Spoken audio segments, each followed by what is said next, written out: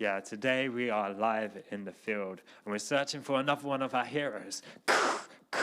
We hope to find one immediately. We want to find all that we can from them. What it seems like if there's a problem with the intercom.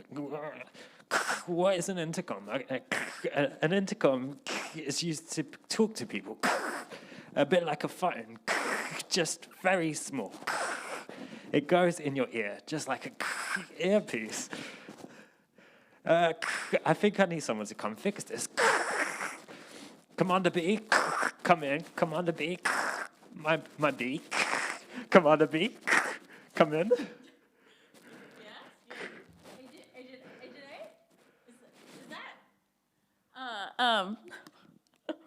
I'm here. You're a little bit tricky to hear, but I think I hear you. I think. SOS, SOS, SOS. Oh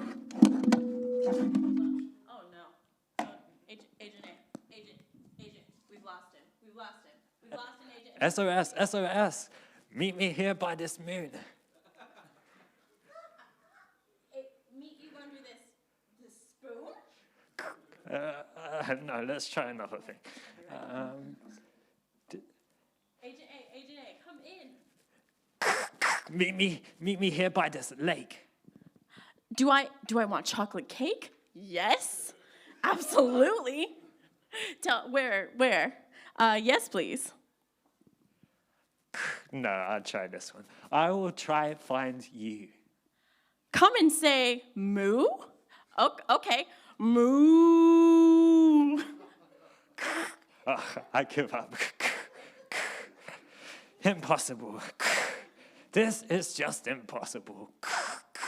So hard to hear and communicate when our ways of talking just is blocked, isn't it? It becomes so tricky to get a message across. It reminds me of something I was reading in our archives the other day, actually. It was a telling of an ancient hero called Elijah. He was a prophet. He was able to hear very clearly from God. He had no trouble at all. This is what I read. Elijah was a prophet who heard from God. He spoke to God and heard him speak. He then passed on God's message to Israel. Israel was God's people, his family. King Ahab and Jezebel were evil rulers in the land. And they worshipped a false god named Baal. That was like one golden cow statue. Moo. So one day Elijah faced loads of the prophets and people who worshipped Baal. They had a showdown at the top of a mountain called Mount Carmel. He basically said, if our God is God, then let's call down fire. And if the fire comes, then he is God. But if you pray and Baal sends down fire, then he is God. So he tested him. He said, come on, let's do this. So the worshippers of Baal, they were calling down fire, they were praying, they were dancing, they were doing the heebie-jeebies, and no fire came. So the next thing Elijah did, because he trusted in God, he got so much water, he poured it all on, and was just like, no, my God's going to do this. And then he prayed, and what happened? The fire came down. God heard him, and everyone was amazed. They fell down on their face, and they worshipped God, Yahweh as God. But this made Ahab and Jezebel really, really angry, so they chased Elijah away. So fast forward, and then because Elijah ran away, he was hiding in a cave. And God provided food and drink in the wilderness for him, for an angel.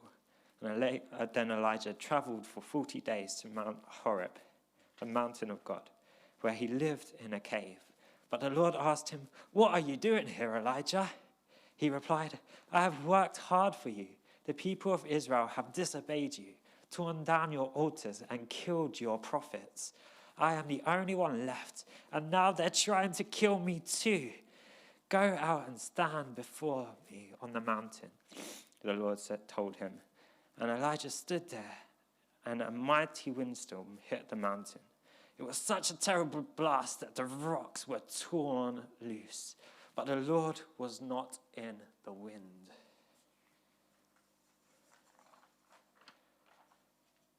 After the wind, there was an earthquake. Rumble, rumble, rumble. The Lord was not in the earthquake. And after the earthquake, there was a fire. But the Lord was not in the fire. After the fire, there was the sound of a gentle whisper. When Elijah heard it, he wrapped his face around his scarf and went out and stood at the entrance of the cave. The Lord said, "Why are you here, Elijah?" Elijah replied, "I have worked hard for you, but the people of Israel have disobeyed you. They've torn down your altars and killed your prophets. I'm the only one left, and now they are trying to kill me too." God told Elijah to go back to Damascus and anoint Hazael as king of Syria and Jehu as king of Israel. He was also to anoint Elisha to succeed him. God explained that Elijah was not alone, as there were 7,000 men in Israel who had not bowed down to idols. So, as you can see, Elijah was someone who both spoke to God, but also heard his voice too. He was like a heavenly intercom, you could say. So where God spoke, he would receive it, and then he would send it out to people too. In the story, God wasn't always in the big, loud things that some may expect.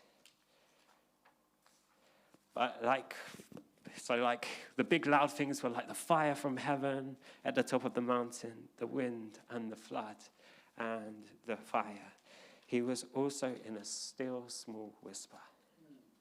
It's the same with us kid cadets. God can do the impossible. After all, this is mission possible. God can do all things. He can do miracles, signs, and wonders, yes, even today. But God can and does speak to us in the quiet, everyday things too, such as learning from our parents and our friends, helping us to do what is right and do the good thing, giving us encouragement and helping us to grow. God's in that too.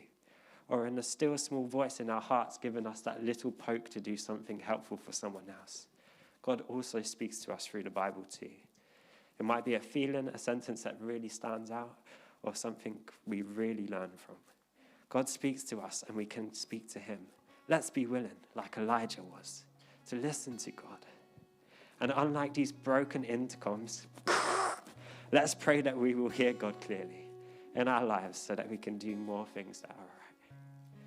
So for the activity today, I want you to draw 2 ears on a piece of paper. On one ear, stick some tissue or cotton wool or something else that blocks the ear. And on the other ear, write, "Speak, Lord, I'm listening." That's the end of the lesson today, kids and cadets. I hope you have a great day. See you later. Over and out.